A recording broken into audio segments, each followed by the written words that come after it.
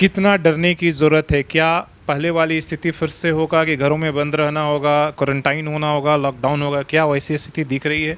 मेरे ख्याल से अगर ऐसा कुछ है भी तो घबराने की कोई बात नहीं है। अगर इस तरह का कोई वेरिएंट है या सब वेरिएंट भी है तो वो जितना जल्दी इफ़ेक्ट करता है उतना जल्दी ख़त्म भी हो जाता है। इतनी डरने की ज़रूरत है कि यात्रा ना करें या घरों में बंद रहे, ऐसी स्थिति है क्या? ऐसा कोई गाइडलाइंस आया है क्या? गवर्नमेंट का तो गाइडलाइंस कल ही एडवाइजरी आया है, जो आप लोगों के पास भी आया होगा, तो उसको एक बार देख लीजिए। उसमें तो कुछ इस तरह से नहीं है कि ट्रैवलिंग करना है या नहीं करना है, ऐसा बात नहीं है। डेंगू को लेकर क्या तैयारियां हैं? किस तरीके से आप लोग बचाव करें? जुस्को की तरफ से स्प्रेइंग और फॉगिंग और ये सब तो होता ही है और उस तरह से ही होगा और यही बचने का तरीका है। नमस्कार, सोशल संवाद में स्वागत है। मैं शशि भूषण और हमारे साथ सिविल सर्जन साहब हैं और बात हम करेंगे कोरोना को लेकर। आप जिस तरीके से देश भर में फिर से खबरें आ रही हैं, झारखंड में भी खबर इस तरीके की आई है, तो क्या कुछ तैयारी है और इस बार कितना संभावना या डरावना है कोरोना, उस पर हम बात करने की कोशिश करेंगे। तो सबसे पहला सवाल सर, जो कोरोना के देश से खबरें आ रही है, कितना डरने की ज़रूरत है? क्या पहले वाली स्थिति फिर से होगा कि घरों में बंद रहना होगा, क्वारंटाइन होना होगा, लॉकडाउन होगा? क्या वैसी स्थिति दिख रही है?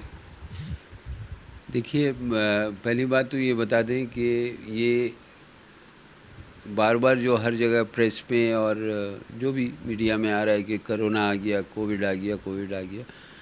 मेरे ख्याल से अगर ऐसा कुछ है भी तो घबराने की कोई बात नहीं है। अगर इस तरह का कोई वेरिएंट है या सब वेरिएंट भी है तो वो जितना जल्दी इफ़ेक्ट करता है उतना जल्दी ख़त्म भी हो जाता है, तो इसमें कोई परेशानी की बात नहीं है।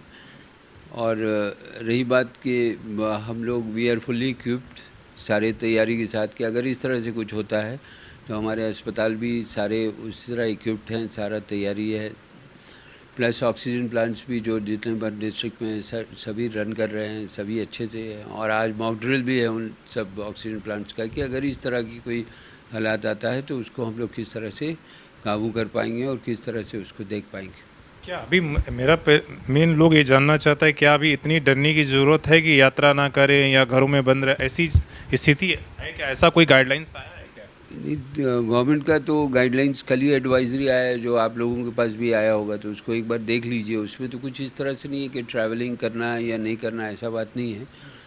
तो बस थोड़ा सा होशियार रहना है, थोड़ा सा देखना है, थोड़ा सा परहेज़ करना है भीड़ भड़के वाले इलाकों से। और आपको पता भी है कि ये जो मौसम का जो चेंजिंग होता है, जैसे गर्मी से अब बरसात का मौसम आ रहा है, तो इसमें सर्दी खांसी बुखार तो होते ही है।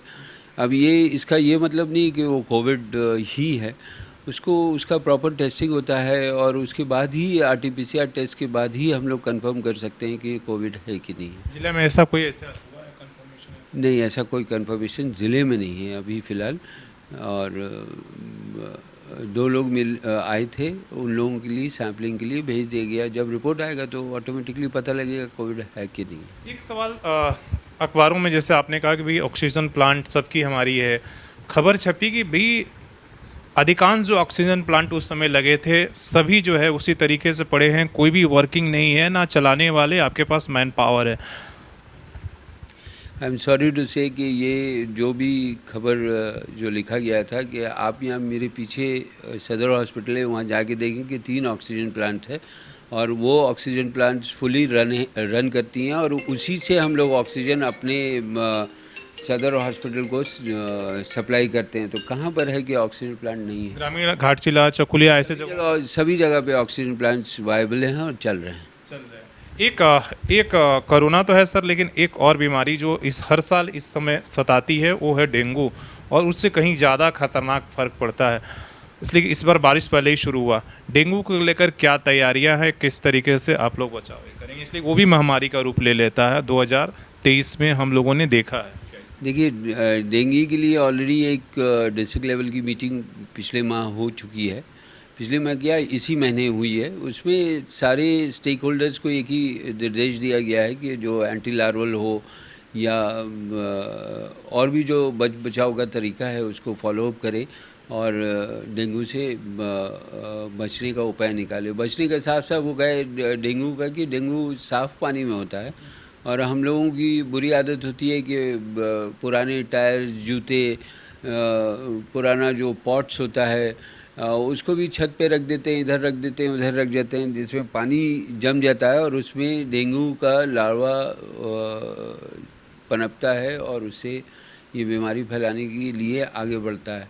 तो बेटर है कि हम लोग खुद ही अपने आप को और अपने आप को देखें और ख़ुद ही अपने आसपास सराउंडिंग्स को इस तरह के जो अगर कुछ आपको ऐसा लग रहा है कि आपके घर के आसपास ऐसा कुछ है तो उसको प्लीज़ साफ़ कर लें। बाकी सरकार की तरफ से तो जो होना है वो हो ही रहा है। शहर में जुस्कों की तरफ से स्प्रेइंग और फॉगिंग और ये सब तो होता ही है और उस तरह से ही होगा और यही बचने का तरीका है।